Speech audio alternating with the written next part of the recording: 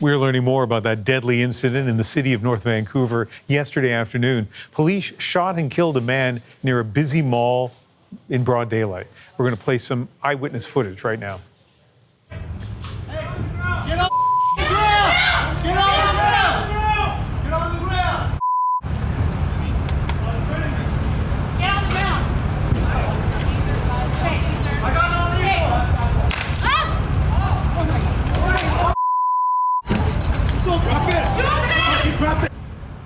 You see the man surrounded by police at a gas station. They use what's called a conducted energy weapon, so like a taser, on him, but he still manages to get inside that police cruiser, and we're stopping the video before the moment when shots are fired. If you were watching yesterday, you know Benit Brach was keeping us updated on the breaking news during our program. Not a lot of information yesterday, a little bit more information today. Yeah, you know, we were monitoring this as it was happening at Westview Shopping Centre Mall in North Vancouver. And so what more do we know today? Well, police say they got this report at around 1 p.m. where a man was inside of a business in that plaza.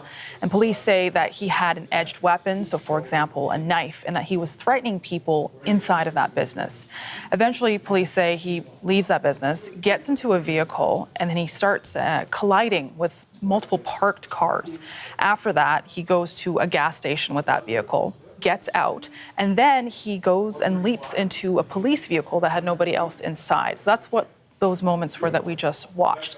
So after that, what happens is that police use a conducted energy weapon. So for example, a taser, Ian, as you were saying, where some sort of electrical charge is sent with the hope that somebody falls to the ground. And police have said that shots were fired. We don't exactly know what kind of weapon they used, but when you listen back into that video, it sounds like 3 gunshots.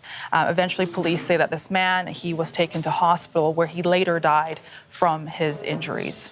What happens in these kinds of situations, particularly when police are involved, is that very little information is released. One thing, though, in this case, is because it happened in such a busy place during the daytime, we have video. I think there are multiple videos, but this is one of the videos we have, which gives you a sense of not only what happened, but how quickly things were happening, the chaos at the scene. And there were also Benit eyewitnesses. Yes, so especially when news like this breaks, you need to see who you can speak to on the scene. We did manage to speak to one eyewitness there.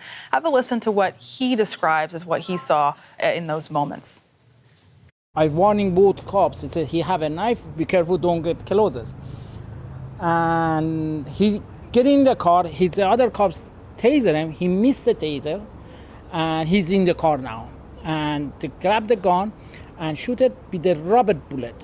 I believe it was rubber bullet because he don't need to charge the taser again.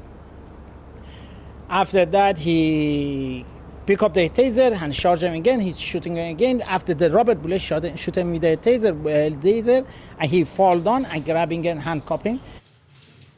So, you know, he mentions rubber bullets. And again, what I mean there is that we don't know exactly what kind of weapon was used, but multiple acts that happened before that death. And in BC, you know, when there's a police-related shooting, that's when the investigations office gets involved, the police watchdog. So that investigation is ongoing. We know from police, they've said that no officers were injured in this, but that investigation is going to continue to happen. Yeah, I remember during the 1994 Stanley Cup riot, Vancouver police used so-called rubber bullets as a riot control measure.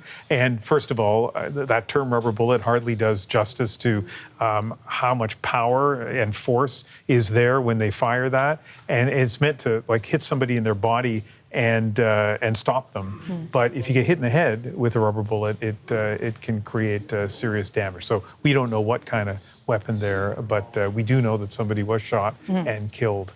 Benit, thank you very much. You're welcome.